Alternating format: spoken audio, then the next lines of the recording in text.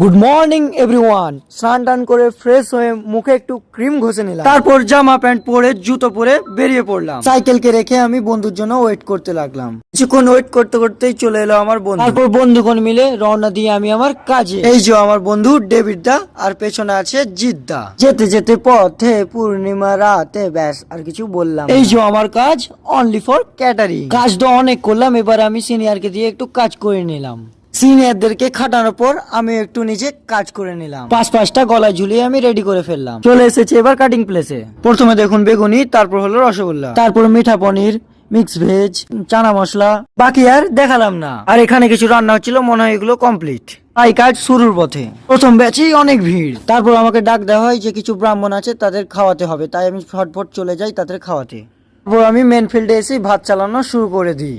ভাত চালানো কমপ্লিট। সেবা করে নিজেও একটু সেবা করে নিলাম। এবার পরের ভিডিওতে দেখা হচ্ছে। টাটা।